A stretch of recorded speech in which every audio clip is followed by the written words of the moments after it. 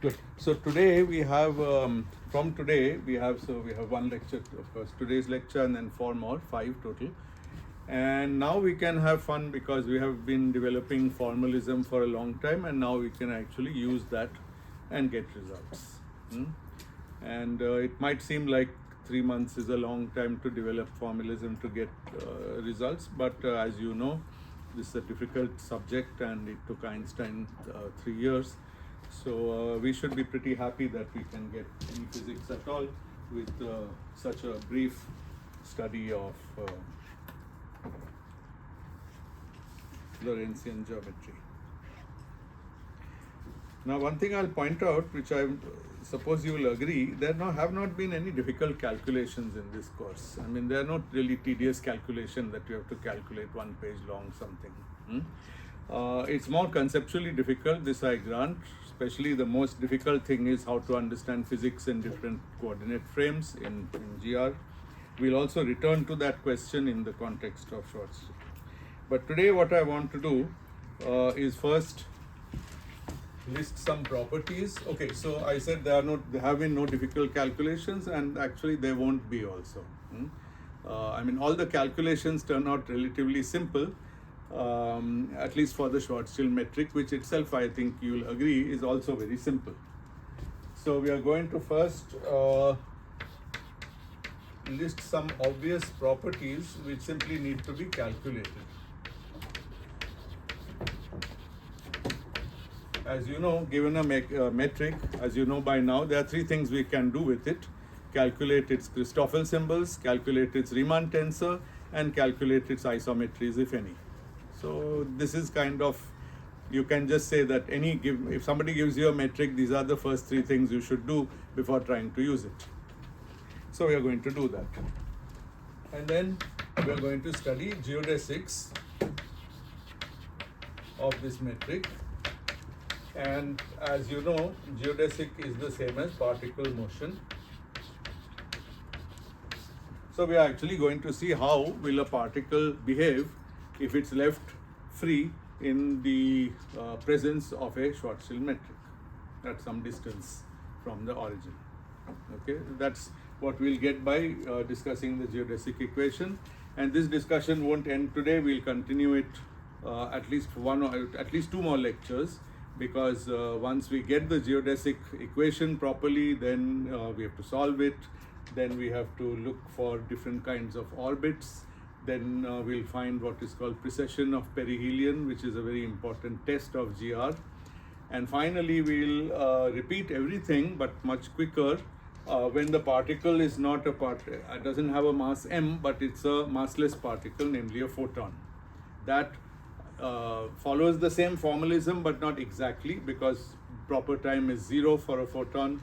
So you have to redo some things more carefully and differently. Okay, so that's the plan. So Christoffel.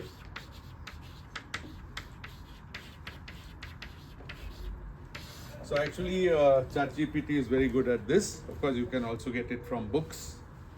The advantage of using AI instead of books is that you can tell it in advance that, listen, please give it to me in units where C is not set to 1, because many books set C equals 1. So it will give it to you in units where C is not set to 1.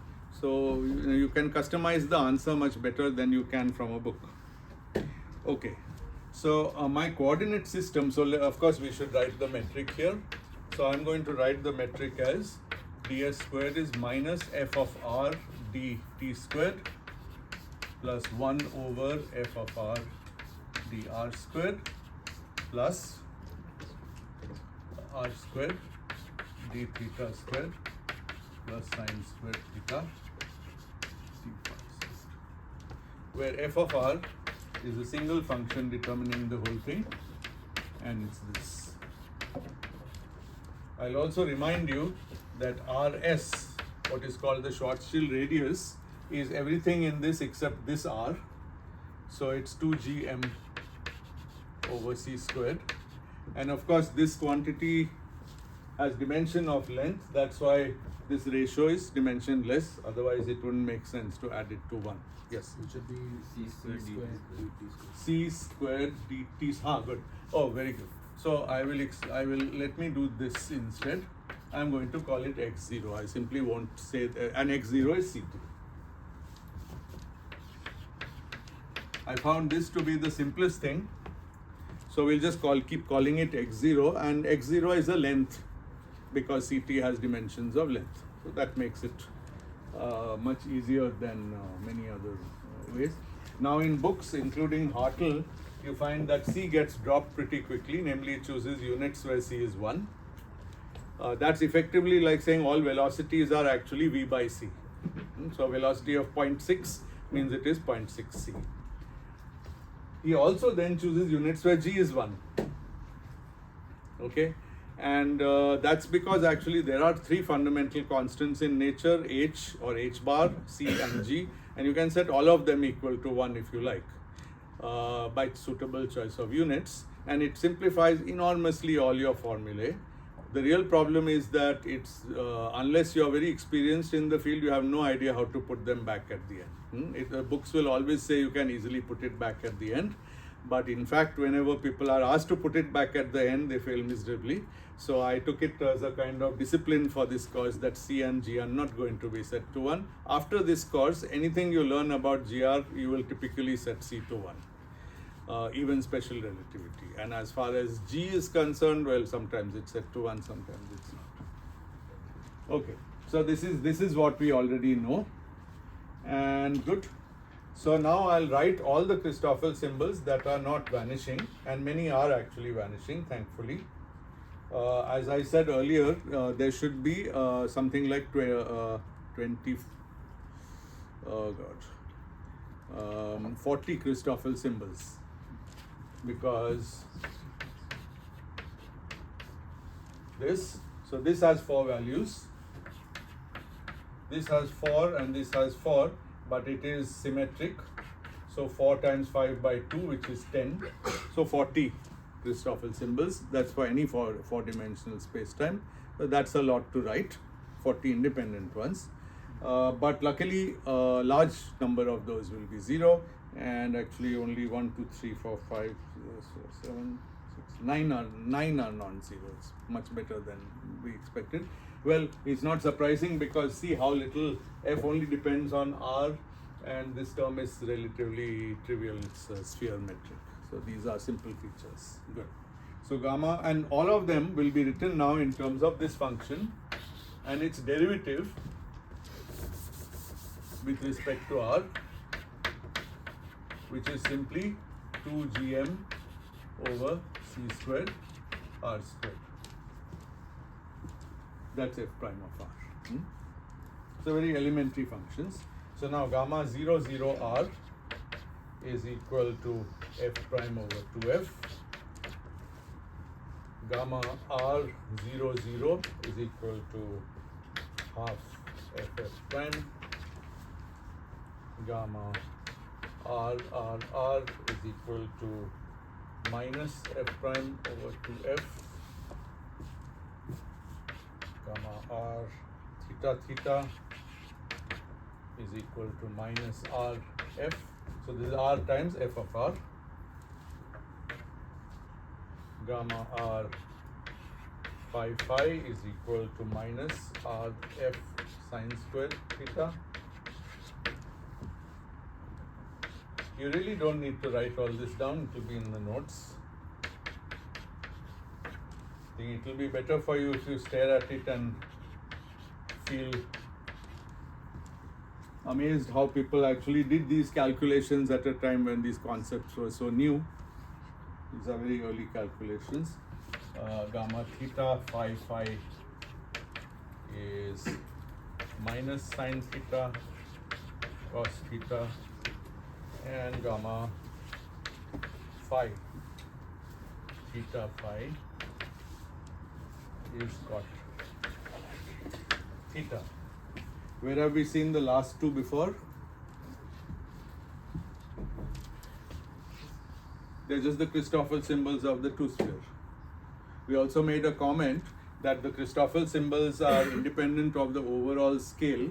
So actually these symbols don't depend on r, only on theta and phi, and even they don't depend on phi, because the metric itself doesn't depend on phi. If the metric doesn't depend on something, the Christoffel symbols have no way to depend on that thing. They are defined in terms of the metric. So if phi is missing from the metric and t also, the time, none of the functions here depends on time. It's a static metric. So then of course all of these are time independent and phi independent. They only depend on r and theta. And how many of them are there? Well, there are 3 plus 4 plus 2, so that's 9. But some of them, like gamma 0, 0, r, you won't see gamma 0, r 0 because it's the same. I think this is understood now. And like that.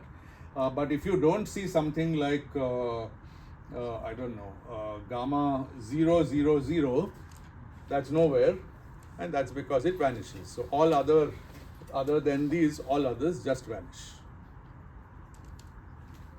For example, also there's no gamma theta, theta, theta, and so on. Okay, so that's the list.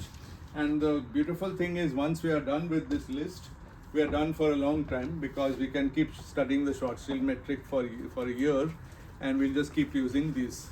We can study a lot of, you might say, physics or astrophysics or whatever you want to call it, space physics of things propagating in a Schwarzschild metric. Just talking about physics, of course, you will realize that something moving in the field of the Earth, like a satellite, is of course also moving in the field of the sun, and to a slight extent also the moon. So life is not that perfect. But when you work in the approximation that there's nothing else in the universe except the Earth, then this is all you need to study motion of anything in the field of the Earth. Okay, and it completely replaces the Newton approach of working with a Newtonian potential. There's no mention of a potential here. There's a metric and there Christoffel symbols. Any questions? I don't know about you. I always feel this is a very fun moment, because finally we get to actually do something. Okay, so now we can write the geodesic equations, and they are just whatever we always knew. So the basic equation is x double dot mu plus gamma mu nu rho x dot nu x dot rho equals 0, where dot is with respect to proper time. That's always the case. How many equations are there? Mu takes 4 values.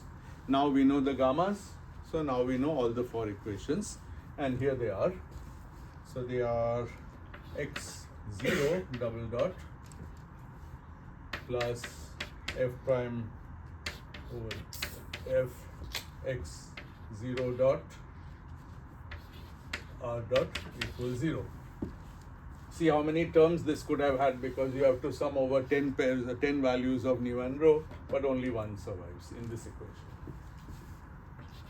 Then r dot plus half f prime x dot 0 whole squared minus f prime over 2f r dot squared. Sorry, what's the r double dot, of course.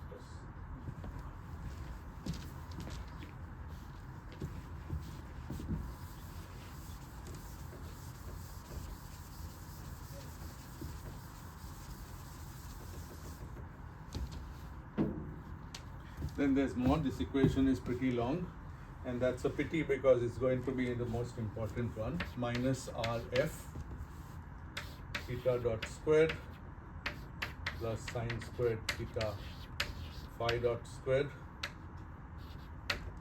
equals 0. We can call this the radial equation. Okay, because the first term in the geodesic equation is the acceleration of some particular coordinate in terms of proper time.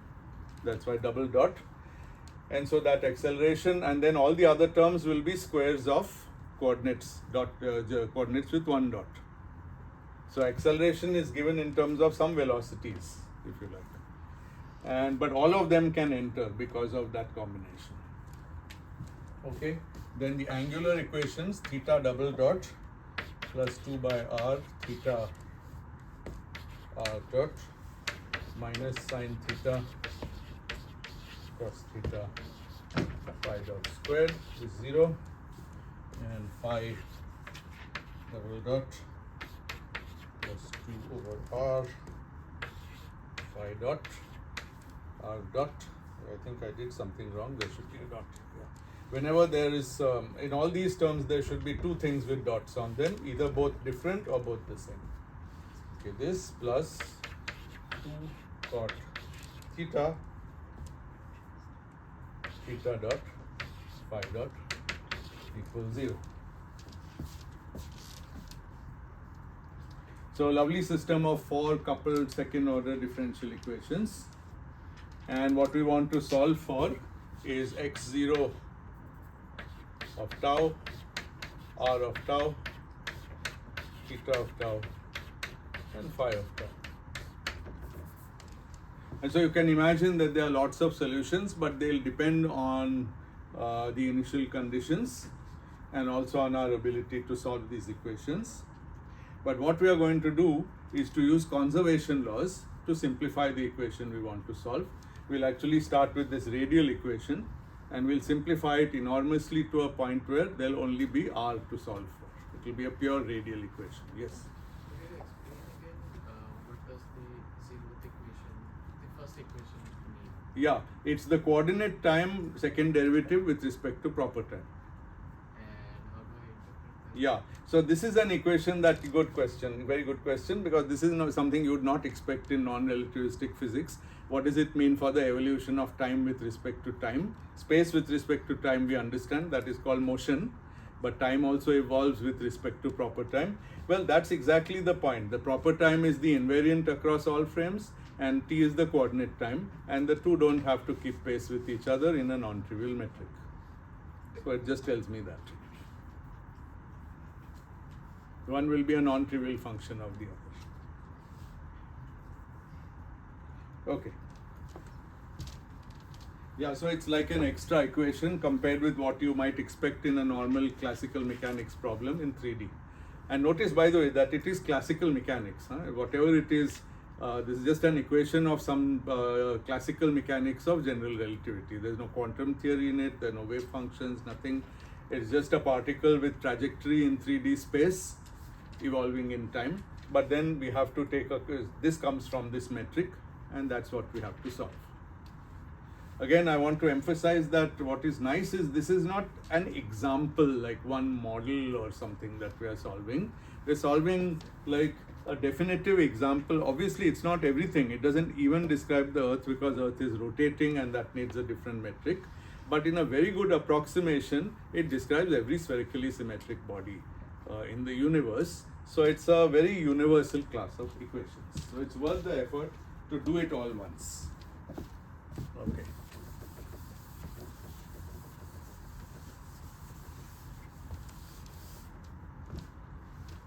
Good. So as promised, this is the Christoffel symbols and the geodesic equations all written.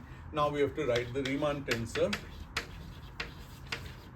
Again, it can in principle have lots of components, less because of symmetries, but still lots. But it turns out we only need to write 6 of them. So let's write them. When writing them, it's convenient to write the Riemann tensor with all indices lowered. We can always raise and lower with the metric as we feel like, but it's convenient to write them with the indices lowered, because in this form, the symmetries are more manifest because now it's anti-symmetric in first 2 and last 2, and also under exchange of first pair, last pair. So you will never see R0, 0, R, because those would just vanish by the anti-symmetries. So many things are just killed off by symmetries, and many more are killed off by the simplicity of Schwarzschild itself. So for some reason, which even I can't understand, I have written things explicitly, partly explicitly, partly in terms of f of r. This was very dumb, but that's how it is now. I can't help it. I'll probably change it in the notes. Nothing wrong with these answers, but I'm not even sure I want to write all of them, but let's write a few.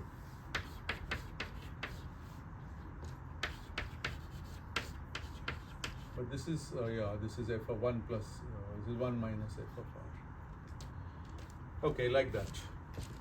There's nothing very illuminating. Just let me list the ones which are non-zero. R0, phi, 0, phi, r theta, R, R phi, and R theta phi, theta phi. Yeah, this is kind of interesting because there is no example, there are no non-zero case where the first two and last two indices are different. They are the same pair repeated. That's special to Schwarzschild. There is no reason to expect that in general. So in general, you could have 0 R theta phi or 0 R R theta. You can repeat an index R if it's in one time in the first pair and one time in the second pair, you can repeat it. You just can't repeat it within the first pair or second pair. So yeah, these are the ones that are non-zero. Since we are planning to solve the geodesic equation, we won't even be needing these right now. They don't really enter in the First geodesic. one, is the denominator R cube? Which one? First zero R. I believe so. That's what my notes say. I'll check it again and I'll write it more nicely. This is not, I'm not very happy with the way I've written it. Okay. Now one thing you can do with this, though it requires a little care, is to calculate a scalar that we introduced recently called Kretschmann scalar, which, as you may remember, is just the full R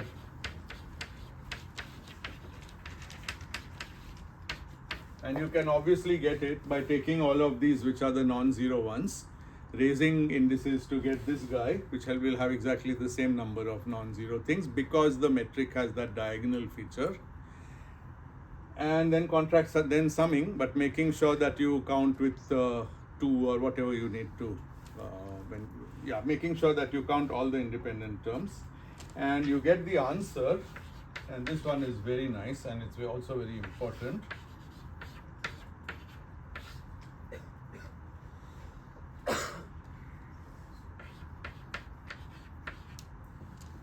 It's that.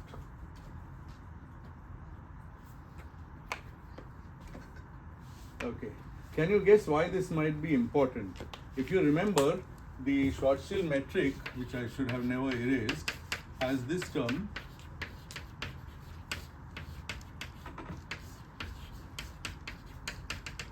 And this term vanishes at r equals 2gm by c squared, the Schwarzschild radius.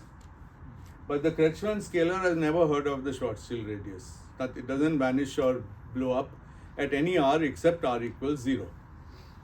There's a strange contradiction here because the metric strongly suggests that something is going wrong with the spacetime when we reach r equals 2gm by c squared. And this scalar is saying, as far as I'm concerned, nothing is wrong with the spacetime, even at that value. Okay, and it turns out that Kretschmann is right, and this intuition from this is sort of wrong, but not exactly. We'll come to that when we actually try to approach a Schwarzschild solution down to the Schwarzschild radius, but as we've already discussed, we are not really going to do that for a while because a normal planet, star, neutron star, etc. all have their Schwarzschild radius buried deep inside their bodies. And by the time we reach that radius, we are in the matter distribution of that body, and then our vacuum solution is no longer a valid solution. It would be like trying to go inside a charged sphere, electrically charged sphere, and I go inside and I expect that when I'm here, the field is the field of the total charge. It's not, as you know, it's actually only the field of something inside that. So it's whatever the original solution was here, vacuum solution, is not valid inside a charged sphere, and it's the same phenomenon. Good. Any questions? Okay, so now we can finally get to solving the equation, and now comes the no, because I said there are several things we can do with a given a metric, and one of them is to find out all its killing vectors. So how many killing vectors does the Schwarzschild solution have?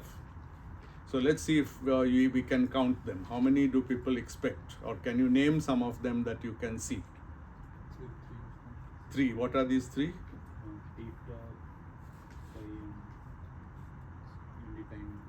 Time. Good. So theta is not a killing vector because the metric does depend on theta. There's a r squared sign. Phi and time. Very good. So that's 2. Let's write those first.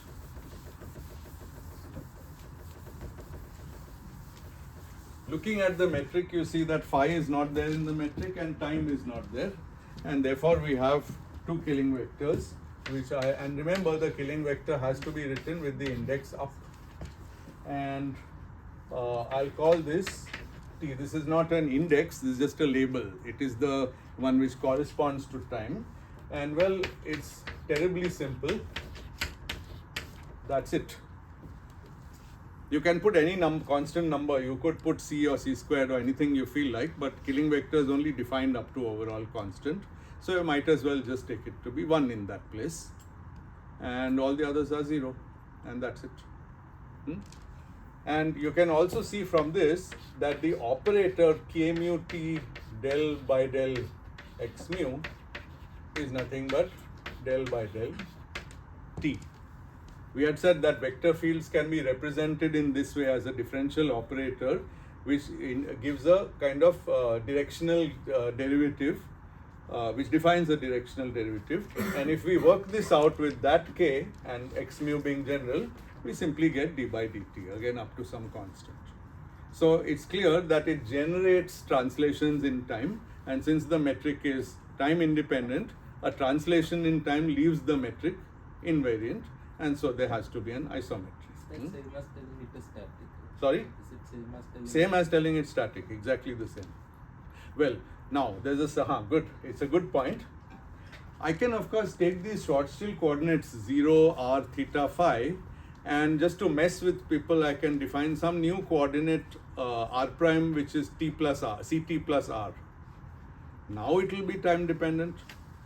That gm over r term will become gm over ct plus r, time dependent. This will not be a killing vector. Okay, but it's still a static metric. All that happens is the killing vector will look different. It will be a translation in the new direction, which is independent of ct plus r. So in whatever coordinates you are, there will be some direction in term of which the metric will be independent, and translation in that direction will be the killing vector. But you may not even be able to see that direction. It may be some bizarre combination of all the coordinates. There's no rule that killing vector has to be this simple. It has to satisfy the killing equation. If it was going to be this simple, we didn't need to waste our time writing a killing equation, which we did yesterday. Okay? So luckily, because Schwarzschild is so lovely, this is simple. And the other one for phi is equally simple, and k phi mu del mu is just del by del phi. So you can say Schwarzschild are the coordinates, the solution uses the coordinates in which two of the killing vectors are completely manifest. Yes. all 0? Yes, of course. In the first place. No, in the last place. Sorry, it was too If we Yes. change coordinates from r theta phi to x, y, z, Yeah, then we will have rotations about x, y, and z. good. And this is just the rotation concept. Exactly right. And that brings me to the next point. You said if we change coordinates to x, y, and z, we'll have rotations about all the three axes. So that means there are still two more killing vectors which I haven't written. And you're right. That reasoning tells me that there are two more. And what are they? Well, they're not very interesting. We won't need to use them. But we can see geometrically why they are there, because it's a spherically symmetric metric. And the sphere has three different axes of rotation, so there have to be three. But in polar coordinates, only one of them is marked by the absence of the angle from the metric, and that is phi, the azimuthal angle. Okay, and you can see why if you see how a sphere is described by polar coordinates.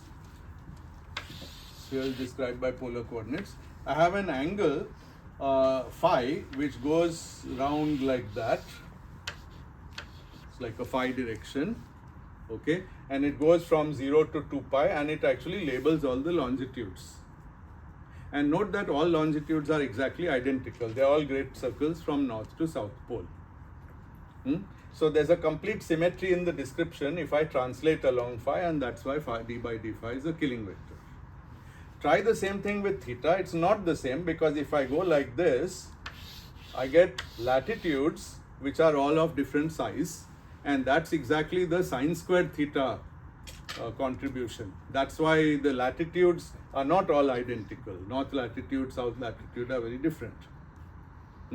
So actually theta, the metric depends on theta, and theta by itself, translation in theta by itself does not describe a rotation of the sphere about any axis. You have to do a more clever translation, and I can show it to you if you like. There's k mu, I just arbitrarily label it 1. It is 0, 0 cos phi and minus cot theta sin phi. So this is going to be a rotation around one of the x or y axis, and there's another one which is 0, 0 minus sin phi minus cot theta cos phi. I could change the overall signs, it doesn't matter. The important point is actually, if I forget the first entry, this triplet 0, 0, 1, 0 this and 0 this are the three killing vectors of the sphere, of the two sphere viewed as a Riemannian manifold. Yes. The conserved quantity with respect to these will be k mu u mu, right? Yeah, we are coming to that. Yes. But so at least classically, for if time is if the system is time invariant, then it would conserve energy. Very good. Exactly my next point, but it's a really important point.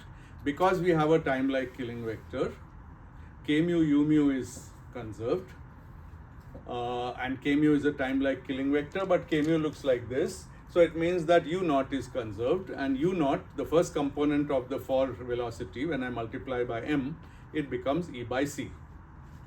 So energy is conserved. It might be that some other, if I had some other description where the killing vector was not so simple, then some combination of components of for momentum would be conserved, and I would have to call that the energy. Yes. So the 1 second. And if there is no killing vector, there are metrics which have no time-like killing vector, then energy is not conserved. And this is the first time in your physics education that probably that you have learned that there are systems where energy is not conserved. It's not a fundamental principle of nature. It's only a property of static metrics. Otherwise, energy is not conserved. yeah, so at least special relativistically, the norm of the forward momentum is always conserved. Here also the norm of the form momentum is conserved. We are doing it, so don't guess my rest of my lecture. I'm going to do it now. Okay. Okay. Any questions? I see people looking a little puzzled, so if there are any questions, please do ask. Yes? These solutions we can systematically find by doing the T mu, K nu plus. Absolutely. You can find it that way, or you can plug it in and verify that it's true. Or the best way is what you yourself suggested. Let's consider x del y minus y del x. Let's consider the vector which does that.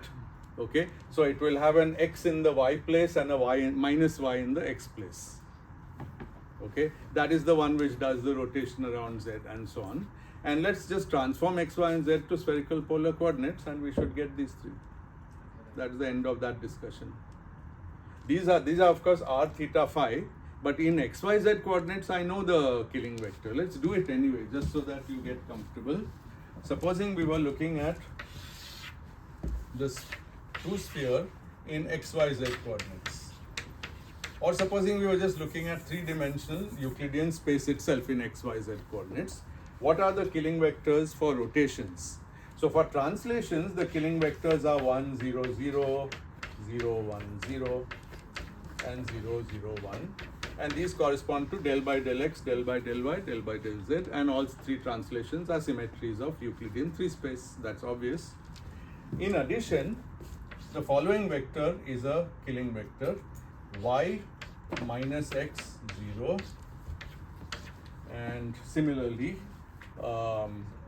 let's say z 0 minus x and 0 z minus y. Okay, and you know this actually because the corresponding differential operator k mu del mu in this case is y del by del x minus x del by del y. And you know this operator, I think. This is the generator of rotations in a plane, something you should have learnt in the very first year. Y del x minus x del y. What it does, it shifts the point, the x-axis a little towards y and the y-axis a little towards minus x. And in pictures, if this is x and this is y, x is going a little towards y, so it gets tilted like that, and y is going towards minus x, so it gets tilted like that, and that's a rotation. Yeah. The stress energy tensor. Yeah. That is symmetric provided only if the angular momentum is conserved. So if I have a metric where these are not killing vectors. No, I think the stress tensor is defined for gravity, so the definition you are using is a different one. The one that's defined for gravity is always symmetric. Yeah. You'll understand that better when you look at the Lagrangian formulation, so-called Einstein-Hilbert action for gravity, but that I don't want to do in this course. Okay, let's proceed. Good. So we've set down everything we need, but please ask any more questions if you have. Yeah. You mentioned that it should be a time-like killing vector. Yes. So suppose if I'm working in some weird coordinates, Yes. which I don't know the signature of the metric or what. Yes. No, you know the signature of the metric in any it's not coordinates. apparent from the. It's not manifest, I agree. So if I find all the killing vectors and if I find out which one of them is time-like, then there should be. Excellent. That one will be the one that generates time translations, and you won't find two, you'll only find one. Because if the signature is like that, there should be only one time-like direction where you can translate where the metric doesn't mind, and that will be an isometry, and that one will be the definition of your time-like direction. It doesn't mean it's always easy to find coordinates which point exactly in that direction. If we could, of course, nice, but then it need not be the most convenient. In that case, we may have to live with the fact that the killing vector is not in any direction that is one of our coordinates, but in some combination, and the combination can come with even coefficients. It's not necessarily constant, so the entries don't have to be just pure numbers. They may be functions like these. All that is possible. And a slightly tangential question. Yeah. So given a weird metric, Hmm. in which the signature, the time-like coordinate is not apparent, if I know a time-like killing vector, I can find out which direction or which coordinate combination that I can call Yes. as a time coordinate. Yes. But if there is no time-like killing vector, how will I find out which combination of the coordinates will be my time? Then there isn't one. All times are fine, but none of them is a symmetry direction. And in that case, energy is not conserved. You have to live with that. It is really possible to do that. And one more thing, since I made that comment, you see that these three are actually rotations about x, y, and z axis, completely symmetric. X, y, and z axis are just the same thing under relabeling, but one of them is constant in our polar coordinates and other two are not. And this is a classic example because our polar coordinates are designed to make this one constant. That's what polar coordinates are for. That's why north and south pole, that's why they are called polar, and north and south pole play a special role because the rotation is around the axis joining north and south pole. If you want a coordinate system which makes one of these manifest, you can find it. Just pick phi to be the angle around some other pair of opposite poles, and then it will be just one in that coordinate and zero in the others, but the other killing vectors will get a dependence on theta and phi. You just can't have all three killing vectors being as simple as this. Yes? In the Schwarzschild metric, if I once you like the time-like vector, time-like direction is different on one side of the Yeah. of RS and on the other side of RS, right? That's 2-3 lectures from now, so be patient. Yeah. Okay. Now let's we don't have time to complete, but we can still do a lot. So now be patient and hold your questions for a while, and let's try to start solving this system. And let's ask what we want.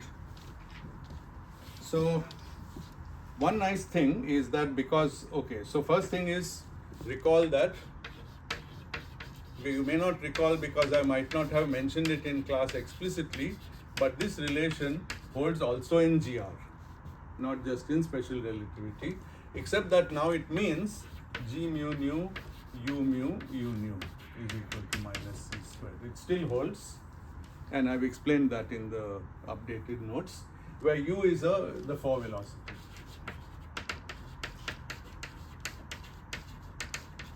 There's a common sense reason, because the 4 velocity should depend only on 3 things, namely the actual physical velocity.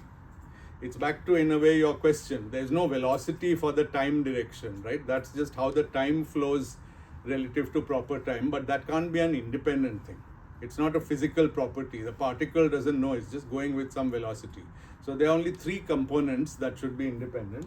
So there must be a constraint, and this is the most obvious scalar constraint you can have. You should have a scalar constraint. So this is true. Okay. So we'll write out this now in the in terms of the metric components in a few minutes. So this is one useful relation. The second one is that d by d tau of k mu u mu is 0, conservation of dot product of killing vector with the tangent vector to the particle's motion. So from now on, u will not be any velocity vector, it will be a velocity vector for a geodesic in the Schwarzschild metric. So this u will of course therefore satisfy the geodesic equation. Okay, and now here we can put any one of these 4, but we are going to put only the first 2 because they give us the information we need. Okay. Now notice that in this equation, u upper mu, that's the natural form of a tangent vector for a geodesic or any 4 velocity. K, however, therefore has to be down, which means we have to calculate k down from k up. This is a mistake if you make to think that k down and k up are the same thing, then you'll just get wrong answers. Yes? Have we exhausted all the possible symmetries of Good. So are there more killing vectors than these 4? Turns out, no, there are not. I can't prove it for you. I'm sure it is proved, but I'm sure it's not too difficult, but I won't prove it for you here. There are no more. These are all the killing vectors of the Schwarzschild metric. Somewhere on the way I mentioned in passing that the maximum number of killing vectors, did I mention? Oh, I forgot to mention that. Okay, sorry, digression. For a d-dimensional space time, same thing works for space, can have at most d plus 1 by 2 killing vectors.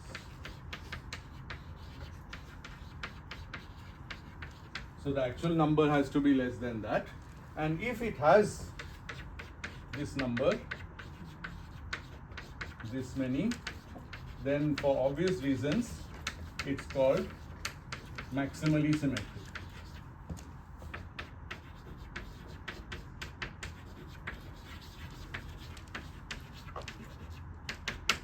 A maximally symmetric spacetime is one which has that number of killing vectors. Okay, what's an example? Can you guess one? Minkowski. And what are the 10 killing vectors? 4 translations, 3 rotations, 3 boosts. Wonderful. Okay, exactly right. Okay, and you might think that's about what you can get, but it's not so simple. There are also spacetimes called de Sitter and anti-de Sitter, which also have the maximum number of killing vectors that they are allowed to have, namely that. And there are also spaces in Riemannian geometry. So spheres are maximally symmetric. Of course, Euclidean space is maximally symmetric, obviously, but so is a sphere. And the beautiful thing is, if you have a Euclidean 3 space, for example, the 2 sphere embedded in it solves the equation x squared plus y squared plus z squared equals 1, okay, which has all the symmetries. So therefore, you'll find that all the symmetries, the same number of symmetries that the space has, your sphere has. So actually, a sphere, I think I said that wrong. the two sphere has the same number of symmetries as the two-dimensional Euclidean space. So x squared plus y squared plus z squared equals 1 maintains rotational symmetry. It doesn't maintain translational. So it still has three symmetries. Okay. You can look into this yourself. I think if I go in that direction, it will take me a lot of time. But Schwarzschild having 4 has much less than the maximum number, which is 10. Right, for a four-dimensional space-time. Can we think of some of the physical reasons why it has less symmetry than just empty space-time? There is one special point. There's a special point because there's an origin. It describes a body. The body has a center. So therefore, translation invariance is all broken. So all the translation invariances are broken, except for time. 3 translation invariances are broken. Okay. And now if I boost it, what will I get from a spherically symmetric space-time? Ellipsoidal? No, not ellipsoidal. I boost it. Boost is simply giving it a constant velocity in one direction. So from stationary Earth, I get constant moving Earth. Not very interesting, but it's different from the stationary Earth. So Schwarzschild metric clearly describes the center, which is the center is time independent, right? The center of Schwarzschild is not evolving in time. So it's a planet which isn't moving, which is fine. We can always work in the frame of that planet, rest frame of that planet, so that it isn't moving. But obviously the 3 boosts which would make it moving are not symmetries. And you can carry out those boosts by simply transforming the x and t coordinates of the Schwarzschild. You go back to x, y, z, t, then you transform x and t by a boost, and you'll get boosted Schwarzschild. It also won't have all the killing vectors, but its killing vectors will change because now it's not rotationally invariant around a point. It's rotationally invariant around a moving point. Just if you think physically, you will see that these are all very obvious facts. Okay, good. Okay, that was the digression. Now let's take these two and write the lowered versions. Absolutely trivial thing to do. So k mu t, a or k t lower mu is just equal to minus 1 minus 2 gm by c squared r 0 0 0, and k phi mu is equal to 0 0 0 r squared sine squared theta. So these are the ones actually which will solve the killing vector equation in its simplest form: d mu k nu plus d nu k mu equals 0. Yes? If Lorentz boosts are not a symmetry in this metric, then does that mean experiments done on Earth are also not strictly correct about Lorentz invariance? Yes, I mean, yes, I think that's fair to say, because the gravitational field of the Earth will be different if I'm right. If Lorentz invariance was exact and I was moving away from the Earth, obviously my nothing should change, but actually I'm moving away from the source of the Earth's gravity. So yes, but we simply don't think of it like that, right? We either think of a particle so light that we can neglect gravity, or instead of Lorentz invariance, we simply resort to killing vectors. We simply stop using the language of Lorentz invariance. We use language of general relativity and killing vectors. So if the experiments done in CERN, do they have to account Yeah, for this also? no, because that's the famous story that the action of gravity on a particle is many dozen orders of magnitude weaker than the action of electromagnetism. So there's no hope to see gravity acting on an elementary particle. There's no experiment even thinkable which can measure the gravitational force on one electron.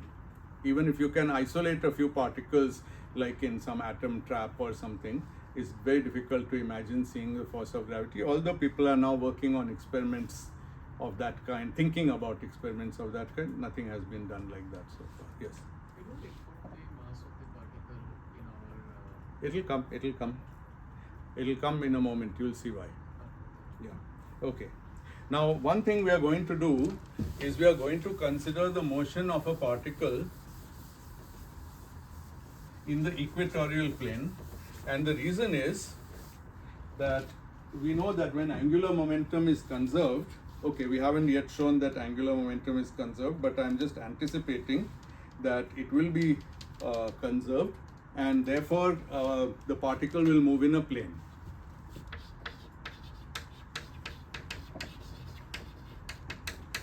As we'll see, this gives a central force, and central forces conserve angular momentum, and the result is particle moves in a plane. If it's going to move in a plane, then I can pick my plane so that I don't have to worry anymore, and my plane will be picked by saying theta is pi by 2, which is the equatorial plane.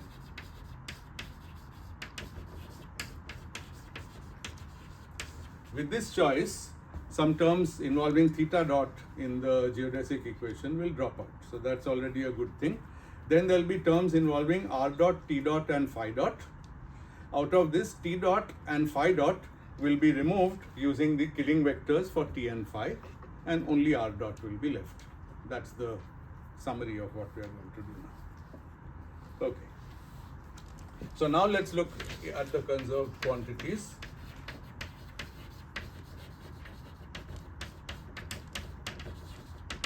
So E by C, okay, so for this I should also mention that the forward momentum is mass of the particle times its forward velocity. This we defined long ago, right?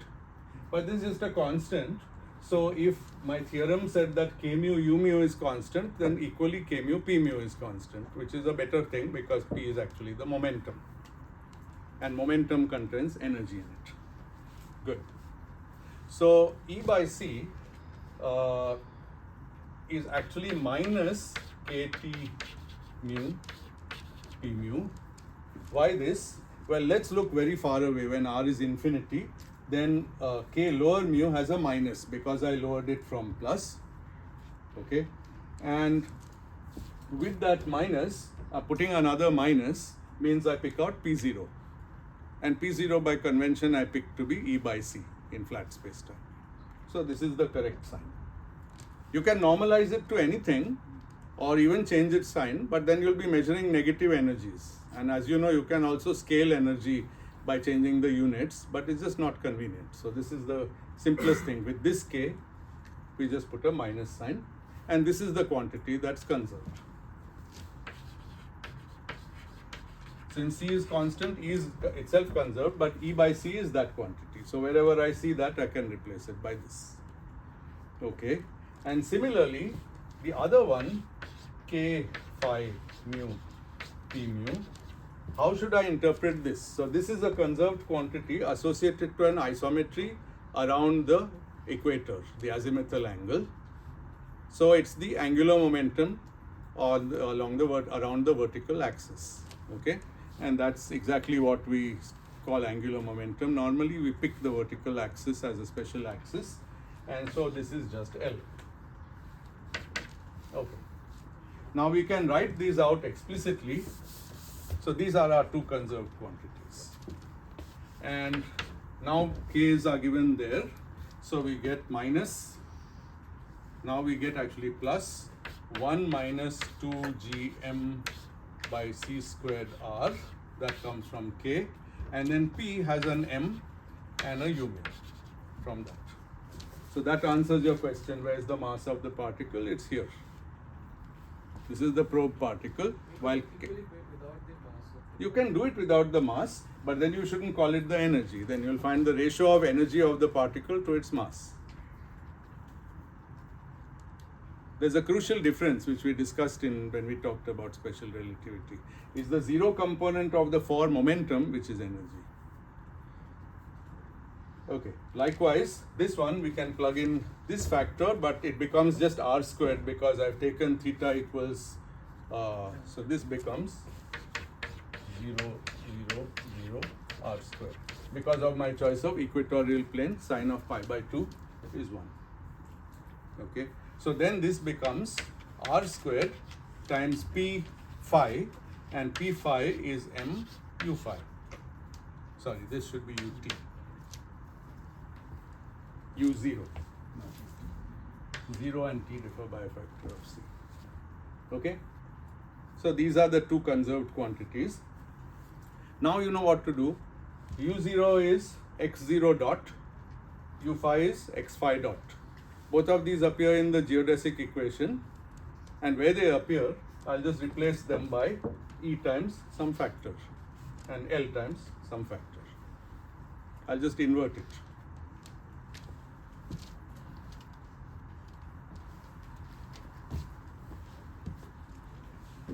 In fact, we don't even really need to use the geodesic equation. We can directly use what is called its first integral, and that comes from writing this equation. Where did it go? U mu equals equals minus c squared. This implies that p mu is minus m squared c squared. Oh, actually, let's just use this form of the equation. Q mu is minus c squared, and let's write it out. So this is G. Oh, I'm over time. Okay, so tomorrow I'll do this. You can do it yourself if you like. It's a very easy exercise. With these conserved quantities, we write this equation, and we use the metric to lower one of them. And then we'll get an equation which relates u0 squared, u theta squared, u phi squared, and ur squared. But u theta and u phi and u0 are solved by these equations in terms of conserved quantities, and u theta is 0 because I chose the equatorial plane. So only ur survives. So I get an equation for r dot squared. And that's the standard. That's how you get an equation. That's the like the energy conservation. It's like T plus V equals energy. We'll get an equation like that, and then we'll solve it next time. But anyway, this week's material is not in the quiz. So I'll stop here. Any questions?